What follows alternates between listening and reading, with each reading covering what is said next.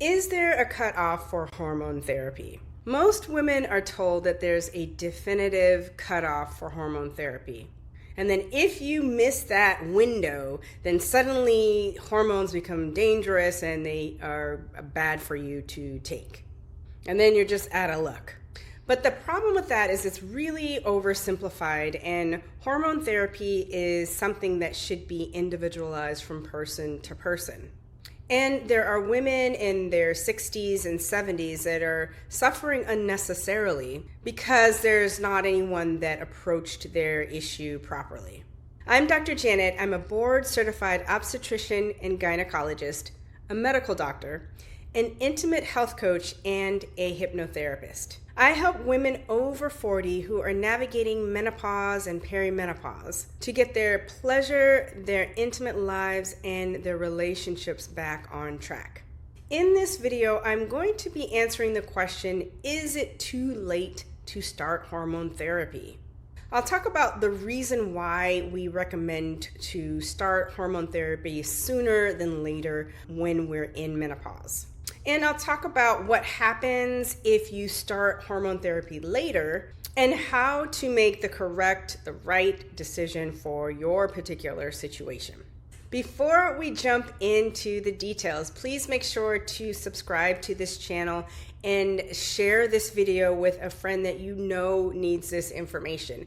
When you do that, it allows more women who need this information to find it and get the help that they need. The general recommendation from most of the medical organizations is that hormone therapy is best when started within 10 years of the last menstrual period. So once you've gone into menopause, so 1 year without a menstrual period is the point that you're in menopause. Starting at that point, we recommend starting hormone therapy within 10 years of menopause or before the age of 60. So the reason why we have this time frame is because this is the time frame where the vessels, your blood vessels, are usually pretty healthy and they haven't become hardened or brittled. Your heart tissue, the muscle tissue in your heart, is more responsive to estrogen during this time period. And the body can really do the most with the protective benefits of the hormones.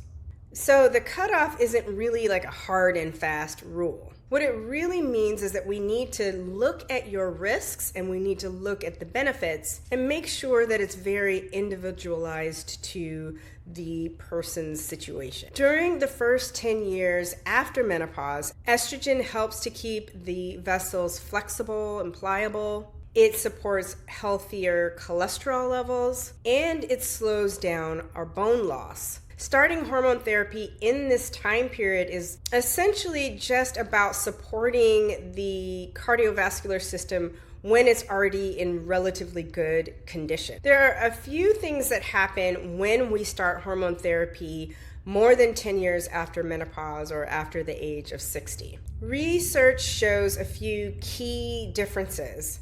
So the cardiovascular effects that we see in younger women may not actually apply for older women. And in some cases, there's a slight increase in the risk of cardiovascular events like heart attack and stroke in the older women who start hormone therapy for the first time.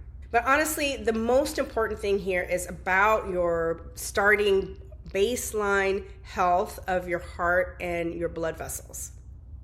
So for example, if you had a 63 or 64-year-old woman who was in excellent shape, worked out regularly, her cholesterol levels were good, her heart was in good health, she might actually be a better candidate for hormone therapy than someone who was younger and had poor heart health, or if they have heart disease, or if they have many cardiovascular risk factors. So the decision about hormone therapy should really be about the risk factors, the person's overall health, rather than just being solely based on their age or how long it's been since their last menstrual period. One caveat that I'd like to add is to vaginal symptoms. If you've got problems with vaginal dryness, vaginal irritation, painful intercourse, recurrent urinary tract infections, or urinary urgency, for the most part, these can be treated with vaginal estrogen cream at any age, because vaginal estrogen is very safe for almost everybody. The only caveat there would be if a woman actively has breast cancer, she may want to have that discussion with her healthcare clinicians. And the reason why estrogen vaginally is so safe is because the levels of estrogen stay locally in those tissues, and they tend not to elevate the levels of estrogen in the bloodstream. So those levels in the blood are not significant from that vaginal estrogen. So for most women, vaginal estrogen is a very safe and effective option. So how do you decide? There are a couple of key questions that you need to ask yourself. And the first is just really, how do you feel? What are your symptoms? Are you feeling bad? Are you having hot flashes that are keeping you up at night? Are you having sudden awakening in the middle of the night? And is that impacting your sleep? Is it draining your energy? Or are vaginal symptoms making sex uncomfortable or painful? All of these things are real quality of life issues that need to be examined and thought about, and are actually valid reasons for starting hormone therapy. The second key question to ask is, how is my heart health? You want to take an honest look at your heart health. This is really important. We want a clear picture of what's going on with the heart health. So looking at the cholesterol, looking at your blood pressure, and in some instances, we can do a specialized CT scan to look at the imaging of the heart. And that may or may not be recommended by your doctor. If you've had a heart attack or stroke, systemic hormone therapy may not be an option for you.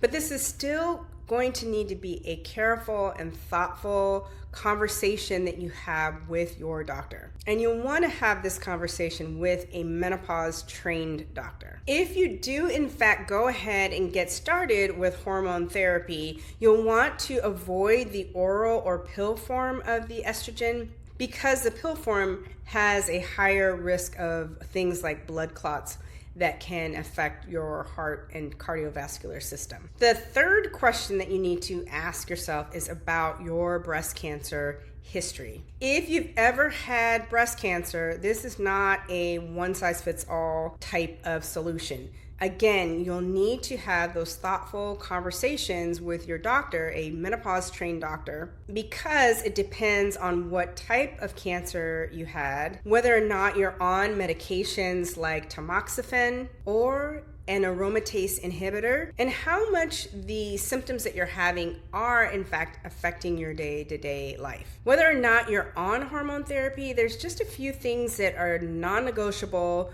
in menopause, and we just need to do. Maintaining a healthy weight, not smoking, decreasing or eliminating alcohol, getting regular exercise, getting really good sleep, and managing stress. As a hypnotherapist, I'm a huge advocate for hypnosis as a tool to improve hot flashes, to support better sleep, to manage stress, and to help reinforce the behavioral changes that are necessary for maintaining a healthy lifestyle. So the question remains, when is it too late to start hormone therapy? The answer is that it depends. There is the ideal time frame, 10 years after your last menstrual period or before the age of 60. But this is still a guideline and not an absolute rule. What you're feeling, your heart health, the health of your vessels, and the risk factors that you have, your goals, all of these play a factor and play a role in the decision as to whether or not you should start on hormone therapy after that 10-year time frame or after the age of 60. And remember, vaginal estrogen is a great option for just about everyone, regardless of your age and the time frame. And it's especially helpful for stopping or preventing urinary tract infections that recur. And if you're already on hormone therapy and you're benefiting from it, you can most likely safely continue. These decisions should be made with your healthcare professional so that they can help you weigh the risks and the benefits to these medications. And then also, if your doctor just refuses to even have the conversation, it's okay to get a second opinion. We all deserve to have the right care for our menopause and perimenopause journey. So hopefully this video has been helpful for you. And I want to inspire you to take control over your health, take control over your future, and live the life of peace and passion that you deserve.